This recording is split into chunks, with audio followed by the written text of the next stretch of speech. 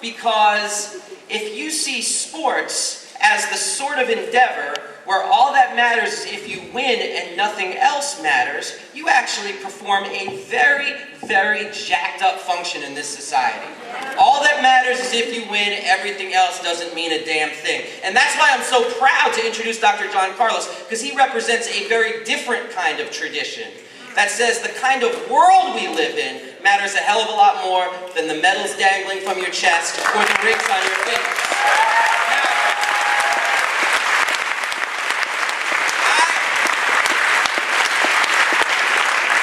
I have no doubt that before tonight, everyone in this room saw this image before of John Carlos and Tommy Smith standing on that medal stand, raising their fists to the heavens. But I would ask you to look at it again, because they're not just raising fists on this medal stand. They're also not wearing shoes on the medal stand as a symbol of poverty in the black South of the United States, to recognize the amount of poverty that existed amongst black children in the United States. They also are wearing beads around their necks, which was a symbol of lynchings and the violence perpetrated against black people in the United States. And if you look at John Carlos's picture, you'll also notice that his jacket is unzipped and he is wearing a black t-shirt over the USA because he was ashamed of what this country had done.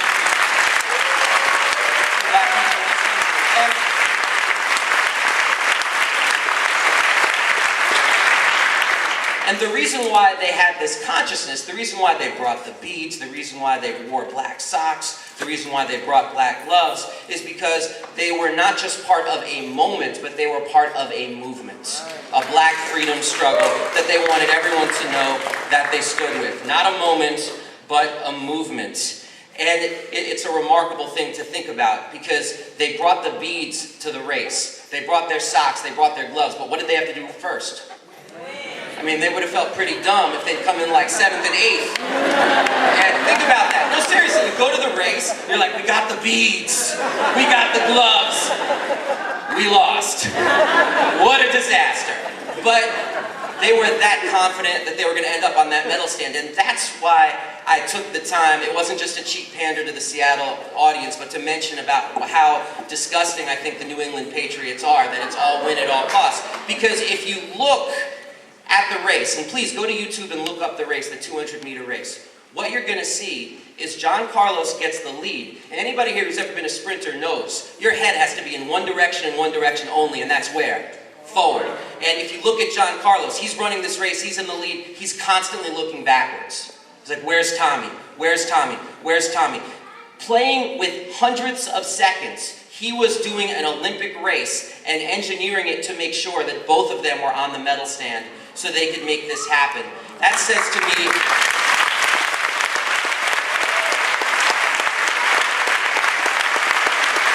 there's no other way to say it. That's a lesson that echoes through the ages.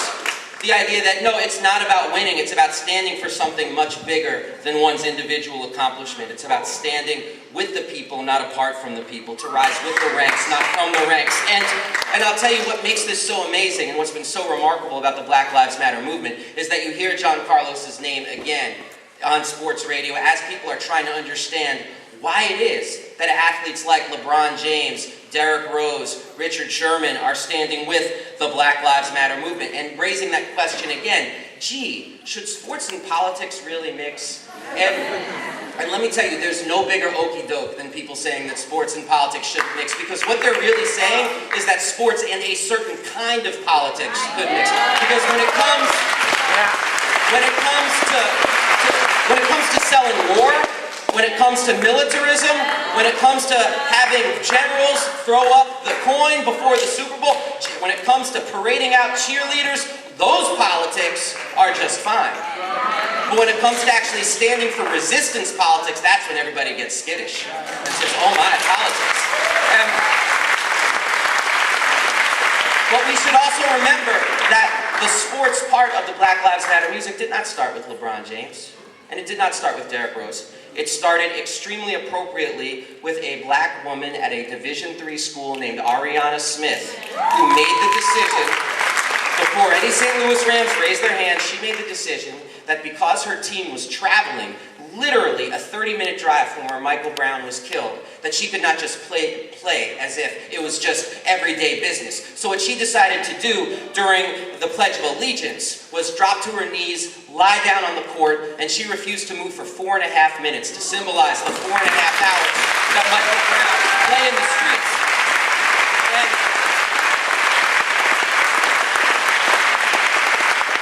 there's something so appropriate about that, and it's not just appropriate because, like in the 60s, Ariana Smith, she was inspired by the movement itself. It's also very appropriate because we need to truly acknowledge that if not for the courage of black women, there would not be a Black Lives Matter.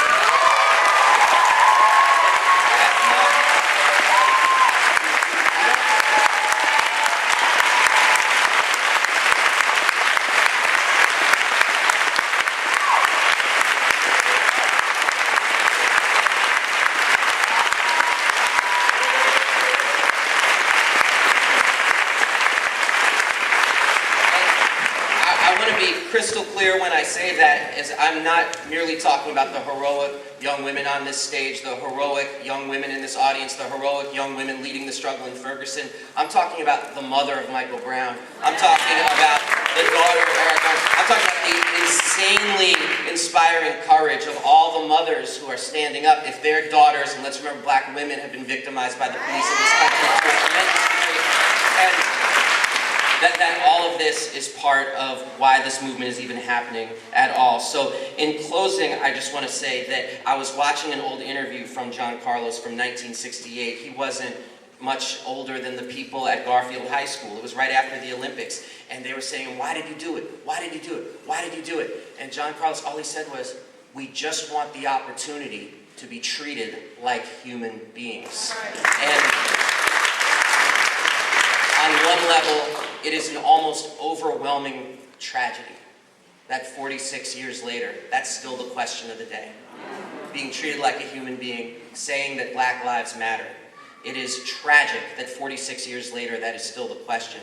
But it is also, in my mind, unbelievably inspiring and unbelievably nourishing that John Carlos, 46 years later, has not given up that fight. It is my honor to introduce Dr. John Carlos.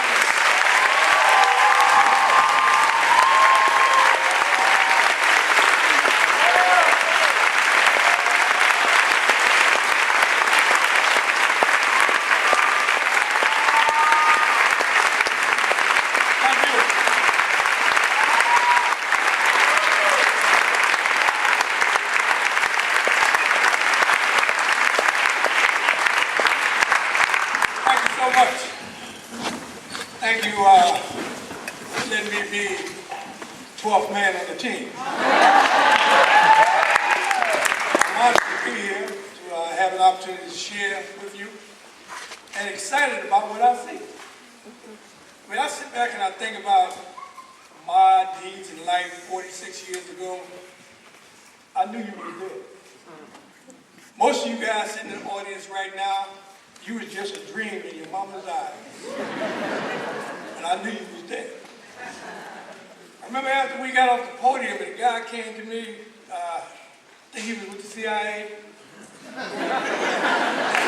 he said to me, he said, well, what do you think you accomplished? Now you guys are terrible, you disrespected your flag, you disrespected your nation. And I said to him, I said, well, sir, I beg to differ. I think your nation, my nation has disrespected me.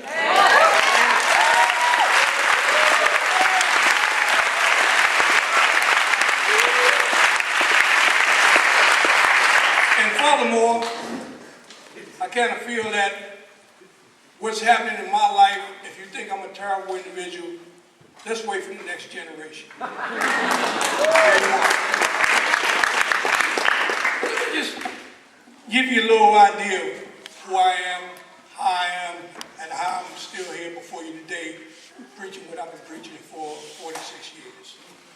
I didn't come into this world to be an activist, so I thought. But God made me understand that I was born into this world just to be an activist. There's no hesitation in my mind from the time I was a little kid. When I saw something that was out of the ordinary. For me to be sitting in my father's shop on Lenox Avenue in New York and see a young white cop come out, had his brand new blue uniform on. And we used to have the islands running down the center of the street in Lenox Avenue. And on Saturday mornings, most of the winos would be still asleep on that island. So black wino, he laid back, got his hair, arm all cocked behind his feet all up.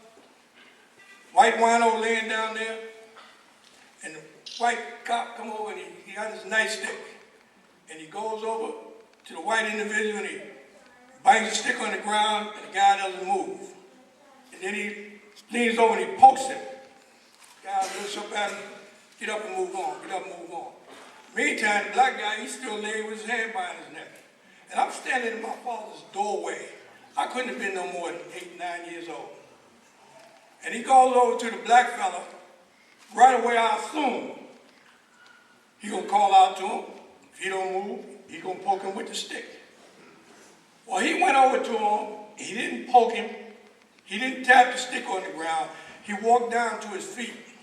And he took that stick like it was a bat. And he fired his feet up.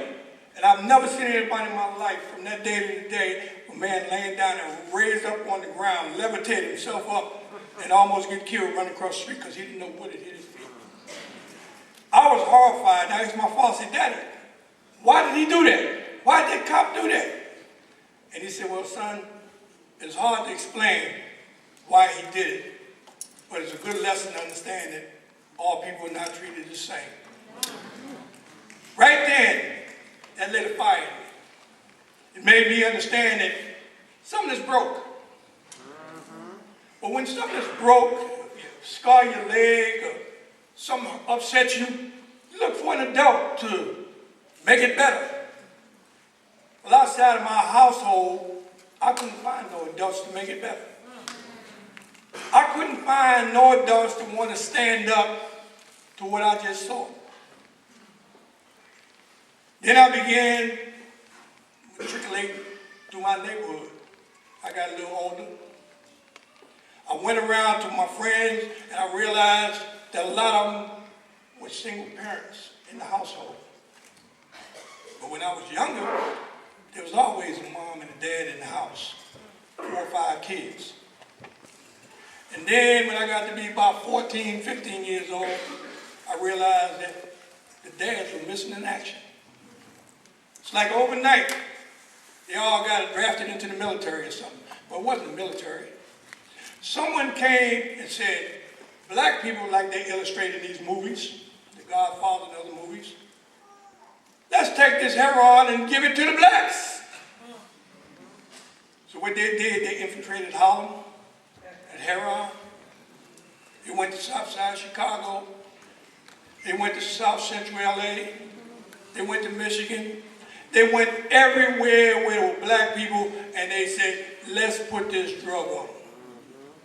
Now at the same time, while they was putting the drug on them, they had to have a methodology as to how we're going to get these individuals to even attempt to use these drugs. So how do we do that? Let's let a man have low self-esteem. Let's have him have less respect for himself to the point where he's ashamed of who he is as a father or a husband. How do we do that? Well, we don't let him get a job. We don't let him make no money. We don't let him be able to take his wife out to dinner. We don't let him be able to get his daughter a new dress for her birthday. We don't let him get the tennis shoes his kid needed for PE. And every day he gets up and he goes to the bathroom to brush his teeth and wash his face. He looks at the guy in the mirror and one day it comes to the realization in his mind, I don't like that guy. Now how is it that you don't like yourself? Why do you don't like yourself? I don't like myself because I can't be the man to my woman. I don't like myself because I can't be the father to my kids. I don't like myself because I can't be the breadwinner in my household. I don't like myself because my wife thinks I'm less because she thinks I don't want to go to work. Because they've been spreading the word that we're too lazy. We don't want no jobs. But yet and still for 50 some odd years, we don't own no airplanes. We don't own Greyhound or Trailway or none of these bus companies. But we steady got tons of drugs running through all them cities. 50 years later, still running through today. And we sit back, and I'm saying, where's the adults out here to deal with this? Then I go through a little more, and I started going through school. And I wasn't no studious guy, because I've never seen anyone in my neighborhood go to school and be successful. Say that. So what I need school for? But at the same time, based on the fact that I had good, strong, moral parents, they made me go to school. And boy, you damn well better learn. But then you begin to realize at the same time that you put the rope a dope on you again, because the dumbest of the dumbest teachers, they sent to Holland to teach me. I couldn't spell and still can't spell today because the teachers that was trying to teach me, they couldn't spell. It blew my mind. Well, how does this guy got a corporate job, and his name is Kip, and he can't spell Kip? And they looked at me, and they told me, they said, well, John, he don't need to learn how to spell his name, because we give him a secretary. And I said, oh, I see how y'all getting over now. He gets a secretary, and I get the boot. I work in the warehouse. I can spell Kip. And he works in Eiffel Tower. So I'm taking notes and I'm learning the game. But then as I drove through the neighborhood, one of these big 13s I had, I began to look at my friends, and I looked at their standard of life, I looked at my standard of life. My household was 5 kids, a mom and a dad. My mother come in from Cuba as a young woman. I remember my mother took me, my brothers, to the abortion offices. She would go in there and clean up all the afterbirth, her and her sister. Me and my brother would go in. Well, I was a nosy kid. I always go in and look in the doctor's office, want to know what they got. And I would always find a piece of cardboard with a white stack of powder on it. And one day I had the nerve to take my hand and put my hand in it, and then put my hand in my mouth, and my whole mouth froze up. I didn't know what it was. I asked my mother, I said, Mama, what them doctors got in their office? All them doctors got powder, white powder on the cardboard. My mother went off. You went in them doctor's office? You went in their drawers? Calm down, Mama. Yeah, I'm just looking. And my mother began to tell me, well, son, you know, they give these abortions for these women, and they have to do this surgery to give the abortions, and they use this medication, this white powder, to keep them standing on the job. Well, I said to myself, damn, Mama, you should be a doctor. You know all that. So in turn, I talked to my mother about going to school. My mother went to school, and she became a nurse's aide. Bellevue Hospital. My dad was a shoemaker, a cobbler. And there was wholesome, law-abiding, respectable, hard-working American citizens. They taught me about good morals, good values, great respect and honor. He raised all of us with that. But then when I went to my buddy's house, and looked around, I noticed all of them, their daddies was missing. I looked in their cabinets, I realized there wasn't no food up in the cabinets. I looked in the ice box, there wasn't no fridge, there was an ice box. You looked in the ice box, wasn't nothing in the ice box, the damn light bulb was blown out. How are they living? I was telling Dave, guys, earlier today, that I would have all my partners come to my house. And I remember my mother telling me, she said, Johnny, you can't bring no more of your friends home. She was adamant, you can't bring no more home. Mama, why? They can't eat. They don't have food. She said, well, we can't feed all your friends. We taking food from your brothers and your sisters. We taking food from your dad and myself. We can't feed them all. But yet still, the problem still existed. They didn't know how to feed themselves. Wasn't nobody attempting to feed them. It was my job to feed them. 14 years old. But I had to find a way, and the way my God sent it to me through this guy that used to wear this funny looking suit, some green tights, funny looking hat with a straw sticking out.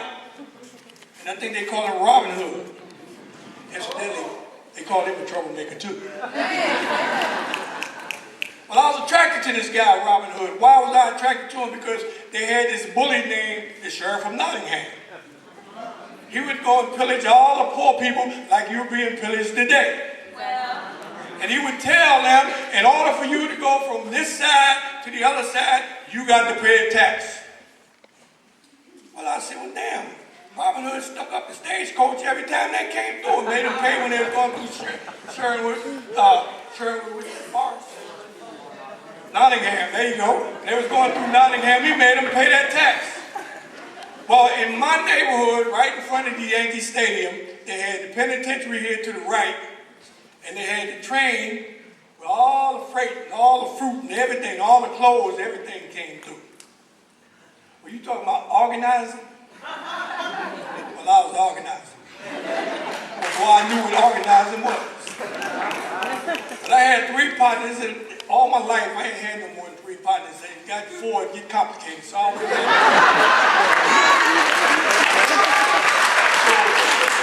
was getting my partners together and tell them, say, man, we going to hit the freight train. They said, what do you mean we're going to hit the freight train? I said, man, we going over there just to look and see what they got. And they would say, man, we going to have fat pockets. No, man, this is not for us. If they have anything these freight trains for us to take, we're going to give it to our friends that don't have anything. And that means some of you guys too. They said, what do you mean? I said, we're going over there and we're going to bust them seals on them trains. We're going to get whatever goods they got and we taking it back to the community.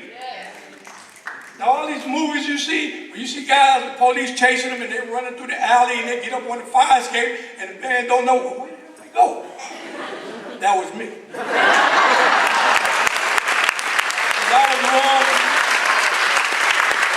I was running so fast, by the time they got to the backyard, where most people use those poles as utility poles, well, in New York, those poles were the laundry line poles. So I would climb that line real fast and be about 4 feet from the pole to the fire escape, and I would push off and spin around, grab the fire escape. And when I went through the house, all the people in that building, they knew John Collins, or Johnny Collins as I was called at that time.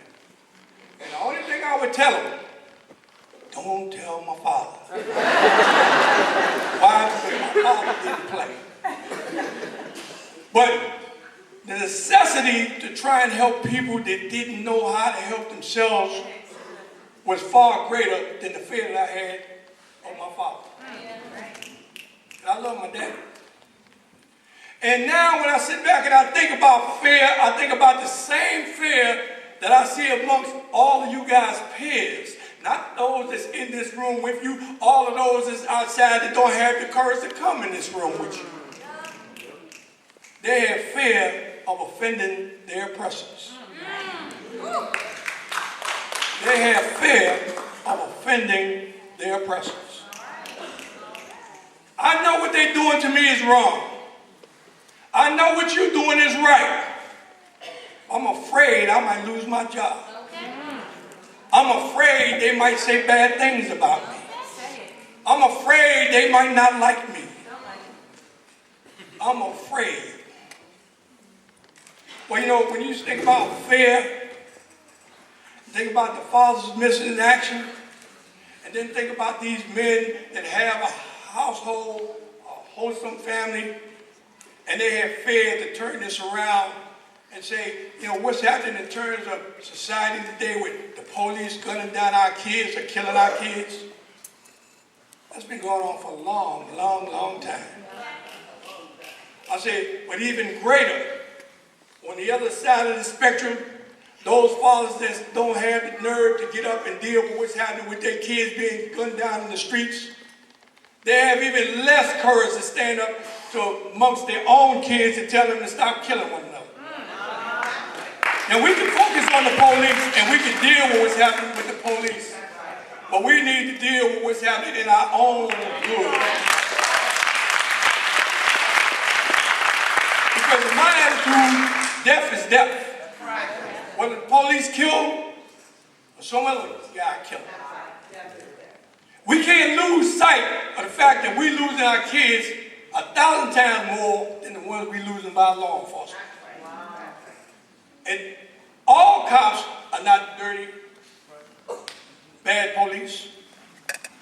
They got some good police. But the only difference that I have with the good police is you have fear also. You have fear at the point, as it is one of them rogue cops there. That's another rogue cop up there. Yeah, he's a rogue cop there. They have fear.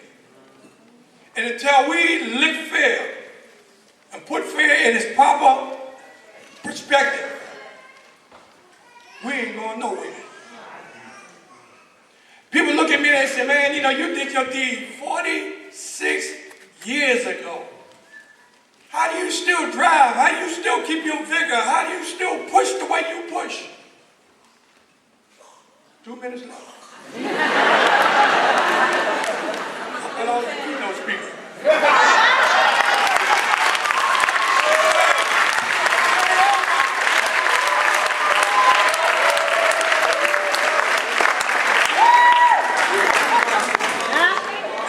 Hey, look here, I can do that. I'll pay the dues to do that.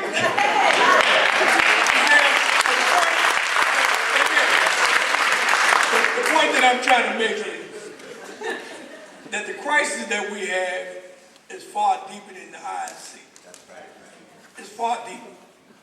You know, things are happening on both sides of the spectrum based on pure ignorance. A lot of the police, they're ignorant to what they're doing. Because, you know, racism is something that's taught. You're not born into this world to be a racist.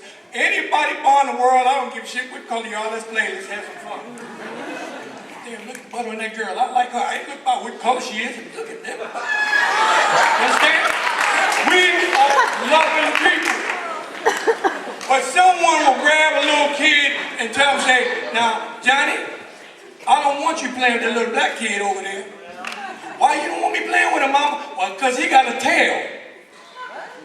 Hey, mama, I want to be a basketball player. Well, don't be playing basketball, son, because them black kids, they got extra bones. You ain't going to never be able to play as good as them. You can't trust black people. Don't deal with them. I was in high school. I had one partner that I went all the way through middle school, all the way through high school. We get up to graduation, and my man comes to me one day at the graduation rehearsal. He said to me, he said, Carlos, I need to talk to you. I said, yeah, what's up? He said, man, I ain't gonna be able to hang out with you no more.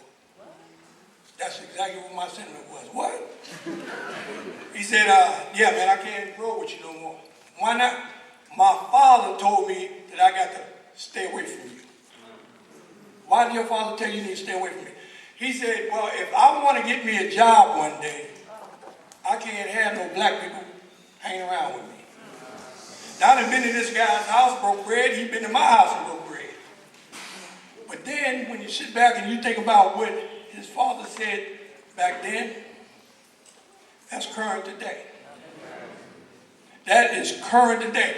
Any black person can tell you right now, if they ever got on a bus, or if they ever went to the airport, and you could have a vacant seat right here, and there ain't no other seats in the arena or in the airport vacant but that seat next to you.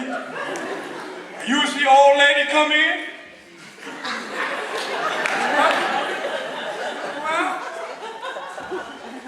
Well, she look at you, and she move on. You can look at a young man come in, look at you, and run away. Just merely because of what they were taught. You know, ignorance is blind. You heard that statement, that phrase, ignorance is blind? They are blind. They know not what they do. We have to be able to set this nation on fire in terms of educational intensity. You know, I heard this young lady here, this motorcycle girl here? I heard her make a statement about this capitalistic society. It's a capitalistic society, ain't no doubt about it. See, over in Cuba, when I went to Cuba, and I go to see the best baseball players in the world, all I had to do was get there in time and make sure it was vacant seat. I could walk in, don't pay nothing. Over here, I got to stand outside in the rain, pay $50, and still might have to stand. But here in America, this is the capitalistic society. And we talk about capitalism in this country. That's the main reason why it's so important for you youngsters out there that's making all the demonstrations and moving and grooving, is to realize, my old man used to say, son, if somebody do something bad to you, cold to you, don't get mad, get even. He said, don't get even by going trying to clock him. You can't clock him. He said, but you can check his pocket. And when you hurt his pocket, you got his attention. I'll leave you with this, with one of the greatest guys that I ever met in my life, and God, I thank God every day for giving me the opportunity to sit down with this man, Dr. King. And Dr. King did not die as a result of his involvement in the civil rights movement. A lot of people think he died because he was fighting for the cause. Dr. King died because he got involved in the economics of this country.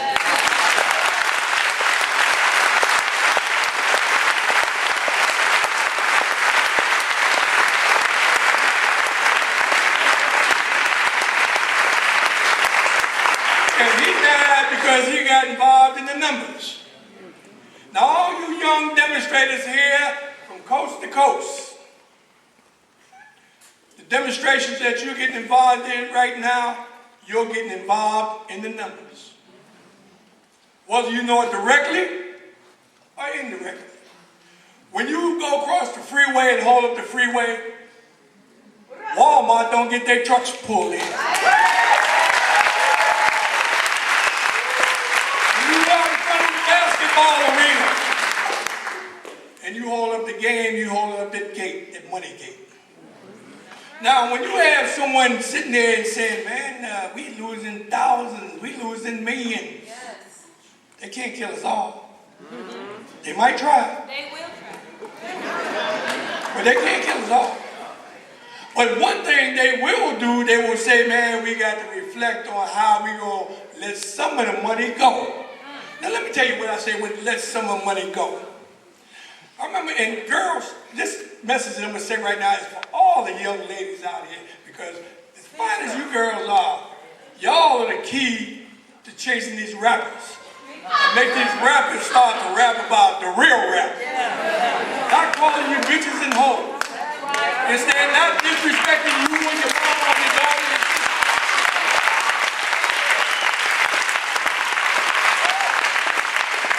At the same time, see, now say you got the key. And you got the key. No doubt. It's for you to tell them, say, you know something? I remember when I was running around in Pampers, and I heard the rappers years ago. And I heard them, they was rapping about Paul Robeson. They rapped about Harriet Tubman. They rapped about Marcus Garvey. I was here on the East Coast. And then when they came to the West Coast, they stepped it up and said, well, let's rap about the current situation in our communities, about the dope coming in, about the ignorance as far as education goes, about learning respect for yourself, learning respect for your parents, learning respect for your household. They went away from that. But I guarantee you, girls, if y'all put the word out, y'all can bring them back home and make them start rapping about what's happening in real life out here. I don't see Jay-Z? I don't see Jay-Z coming spreading no money to help the cause. I don't see all these formative superstar athletes coming in to say, hey, let me put a camp in your neighborhood The camp ain't about basketball. The camp is about how to survive in this life that we live. You set the precedent and start to let them know. They got this, they call that thing now, the fast text, what you call it? Yeah, texting, that new jetway they got on the computer. Now, if all you girls to get on the computer and hook up with all your friends and start sending messages to Jay-Z, start sending messages to Beyonce, all you older women and men out there, you get on the computer as soon as your daughters leave, your sons leave, and you get on there and you start texting Oprah Winfrey. Ask Oprah Winfrey, say, we didn't have no kids that needed a school here, and you had to go all the way to Africa. We need to tell Oprah Winfrey, we don't need you to tell us that our kids are not organized today because you want to promote, what's that movie? Selma. We want that movie? Say it again. Selma. So it kind of makes me think that Oprah Winfrey had a vested interest to tell you that you are not organized. You're doing a great job and you're going to do a better job. But Oprah Winfrey is just trying to sell her movies. I don't give a hoot how much money Oprah Winfrey got. I didn't give a hoot how much money Michael Jackson had, or Jay-Z, or Mr. Huxtable. All of them made grand theft money. But I'm going to tell you something. Every last one of them, before it's all said and done, come back to the black neighborhood. Why? Because they thought they was in the white clubhouse. And they find out that they didn't have membership. So wake them up.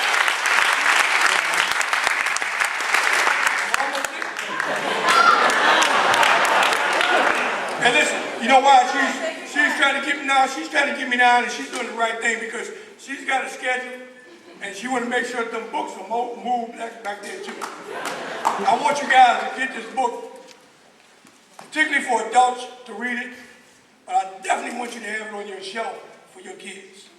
It's a book that everybody should read, and I'm not saying it because it's my book and Dave's book. I'm not saying it for that reason. I'm saying it because if you read that book and you have that kid read that book, I guarantee you they're going to have insight as to who they are.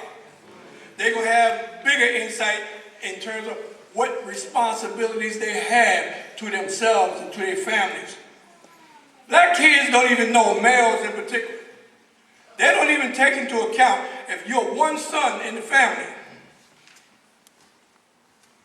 If you go out in the street and you run with the wrong crowd and you get mixed up because adults, we're too scared to go out there to dissolve these gangs.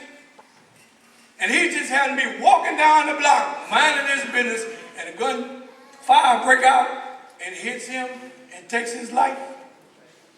You know, that's the end of the Carlos Jean line right there. Because he's the only man's son. Daddy can't make no more babies. It was for him to carry his genes on. He ain't gonna do it no more because someone that took his life. And the person that took his life 9 times out of 10, 10 years, 15 years down the line, he's the one saying, why the hell is life so hard on me? Because I can't get a job. And my attitude is, you damn fool, you can't get a job because the guy that was gonna hire you, you just killed him. God bless you and thank you for being here.